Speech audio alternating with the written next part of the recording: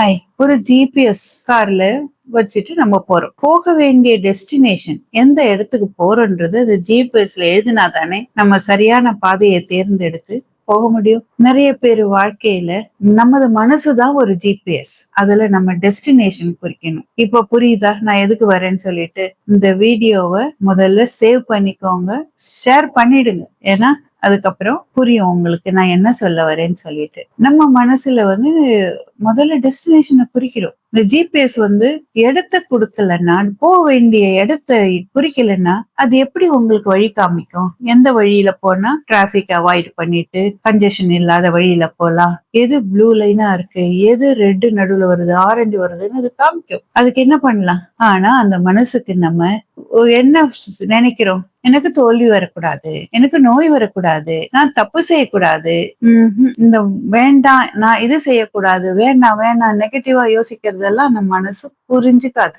அது நீங்க என்ன வேணான்றீங்களோ அதை சொல்லாதீங்க, எது வேணுமோ அதை குறிங்க, எந்த இடத்துக்கு போகணுமோ அந்த டெஸ்டினேஷனை குறிங்க. நான் ஆரோக்கியமாக இருக்கிறேன், நான் அமைதியாக இருக்கிறேன், நான் தன்னம்பிக்கையோட செயல்படுகிறேன். அப்போதுதான் உங்க மனம், உங்க ஜிபிஎஸ் உங்களை சரியான திசையில் அழைத்து செல்லும். சில சமயம் நம்ம மனசுல சில குழப்பங்கள் வந்துடும். திடீர்னு ஏதோ ஒரு நிகழ்வு, வெளியில இருக்க நிகழ்வு பழைய ஞாபகத்தை தூண்டி வச்சிரும். அதை ட்ரிகர் பண்ண உடனே போன தடவை இந்த மாதிரி போனோம், நம்ம தப்பாயிடும், அதனால அந்த பாதையில போக வேண்டாம், வேற பாதையில போலான்னு மனசு ஏதாவது ஒண்ணு சொல்லும். அந்த பாதை தான் இப்போ ஒன் வே டிராபிக் ஆயிடுது, இந்த பாதை வழியா தான் போகணும், அதனாலதான் இதை காமிக்குது ஜிபிஎஸ். ஆனா நம்ம மனசு ஓஹோ இது வழியா போக கூடாது, அப்படி போ, இந்த மாதிரி போனா ஜிபிஎஸ்லயே ஒரு ரீடைரக்ஷன் இருக்குல்ல. உங்க மனசு சொல்லுங்க, நான் என்னுடைய சவால்களை விட மிக பெரியவள், என்னால் என்னுடைய சவால்களை எளிதில் சமாளிக்க முடியும். சொல்லி பாருங்க.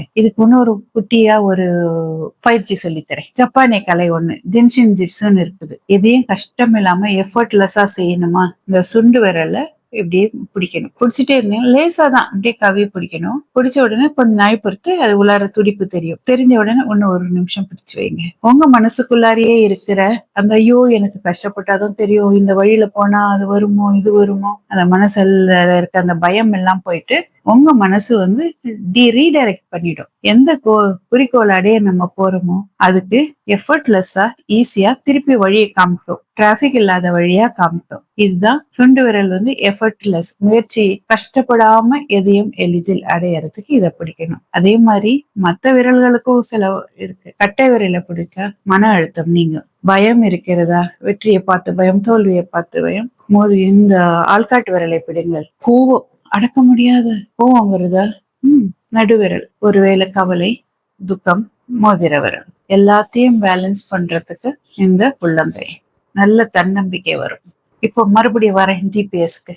இது எல்லாத்தையும் பிடிச்சு உங்க ஜிபிஎஸ் ரீடைரக்ட் பண்ணி, உங்க ஜிபிஎஸ்ல போக வேண்டிய டெஸ்டினேஷன் என்ன தெரியுமா? உங்களது வாழ்க்கையோட குறிக்கோள். முதல்ல ஒரு குறிக்கோளை வச்சுக்கோங்க. அதுக்கப்புறம் உங்க மனசு கிட்ட ஜிபிஎஸ்ல இதுதான் என் கோல், தினசரி அந்த கோலை ஒரு உருவகப்படுத்தி மனக்கண்ணில் வச்சு பாருங்களேன். தினமும் காலையிலயும் சாயந்தரம் இரவு படுக்கிறதுக்கு முன்னாடி பண்ணீங்கன்னா உங்க மனசுல அந்த எண்ணம் வலுப்படும். இதை நான் அடைவேன். கேட்கும்போது எது வேணான்னு சொல்லக்கூடாது, எது வேணுமோ அதை ஒண்டியும் தான் கேட்கணும். இந்த டெஸ்டினேஷனை, அதாவது இந்த குறிக்கோளை, இதுதான் நீங்க அடைய வேண்டிய இடம் என்பதை உங்க மனம் என்கிற ஜிபிஎஸ்ஸில் குறித்து விட்டு பாருங்க. வாழ்க்கையில எல்லாத்தையும் அடைய முடியும். எனது வாழ்த்துக்கள். பை.